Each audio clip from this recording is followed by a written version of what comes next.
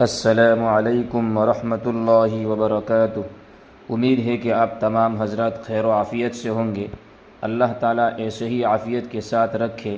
آپ تمام حضرات کی خدمت میں ایک اور ویڈیو لے کر حاضر ہوا ہوں۔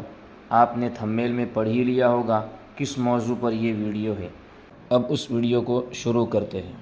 صدیق کے معنی تو آپ جانتے ہیں، نہایت تصدیق کرنے والا، نہایت تصدیق کرنے والا، فوراً فٹ سے تصدیق کرنے والا، کھٹ سے تصدیق کرنے والا۔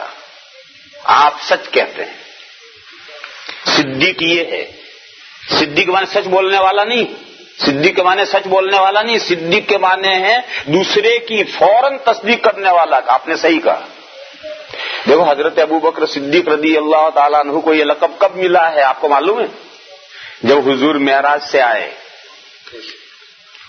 اور صبح حضور نے معراج کا واقعہ بیان کیا تو مکہ کے کافروں میں تو ادھم مچ گیا، دماغ چل گیا ان کا، کیا کیا باتیں کر رہے ہیں، رات میں یوں ہوا اور یوں ہوا اور یوں ہوا۔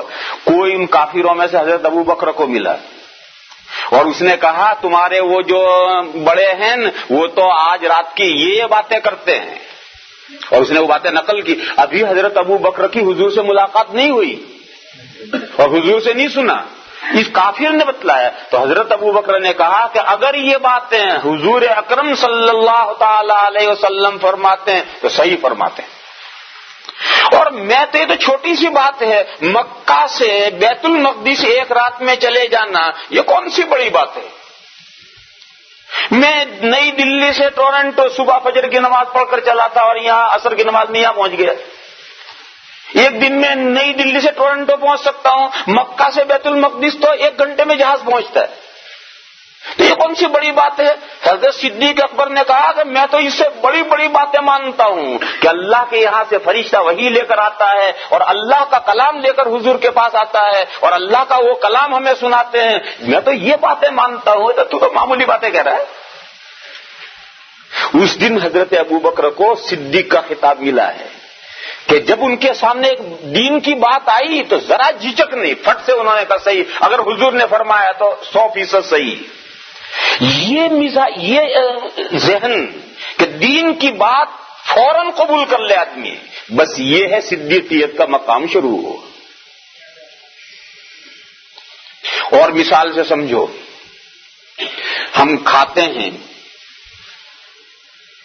تو 3 قسم کی چیزیں ہوتی ہیں، بعض چیزیں ہیں منہ میں پہنچتی ہے معدہ ریجیکٹ کر دیتا ہے۔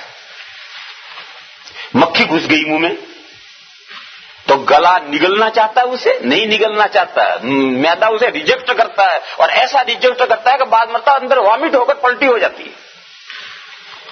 معدہ اس مکھی کو قبول کرنے کے لیے تیار ہے ہی نہیں۔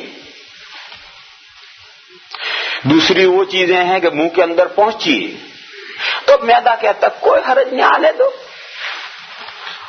دو تو بھی کوئی حرج نہیں، نہ آنے دو تو بھی کوئی حرج نہیں۔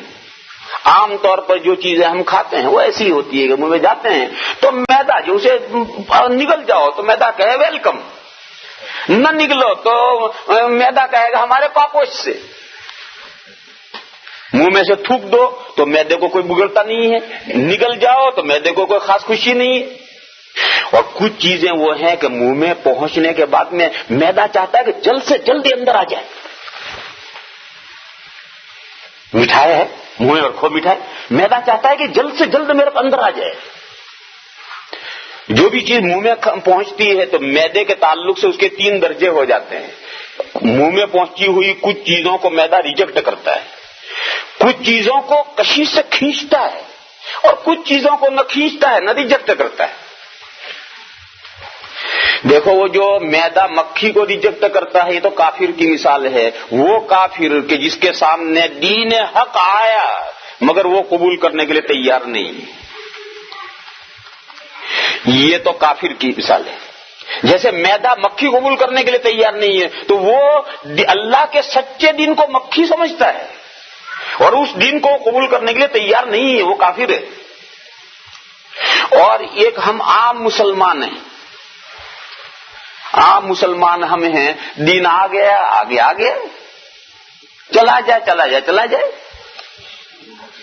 عام مسلمانوں کا حال یہی ہے. ہمیں آج آپ غور کیجئے، ہم میں سے بہت سو کا یہ حال ہے کہ انہیں مسلمان ہونے پر کوئی خوشی نہیں. ہم مسلمان ہیں، ماں باپ سے مسلمان چلے آ رہے ہیں، اور خدا نہ خواستہ نہ رہے تو بھی انہیں کوئی افسوس نہیں. آج 80% مسلمان ہیں، مسجد کا رخ نہیں کر رہے. کیوں؟ اگر اسلام پر انہیں خوشی ہوتی تو مسجد میں نہ آتے. وہ 80% مسلمان جو مسجد کا بھولے سے بھی رخ ہی نہیں کرتے، تو مسلمان ہیں اور پھر مسجد میں کیوں نہیں آ رہے؟ مسلمان ہونے پر کوئی خوشی نہیں انہیں. اور ایک وہ مسلمان ہیں کہ ان کے لیے اسلام ایسا قیمتی متاع جان ہے کہ وہ اپنی جان دینے کے لیے تیار ہے، اسلام دینے کے لیے تیار نہیں. یہ وہ بھی مسلمان ہے، اس کے سامنے قرآن و حدیث کی سچی بات آ جائے فوراً قبول کرتا ہے. صحیح ہے، قرآن و حدیث کہتا ہے صحیح ہے، میری عقل مانے یا نہ مانے میں مانتا ہوں. یہ وہ جو مقام ہے مومنین کاملین کا مقام، یہی وہ صدیقیت کا مقام ہے.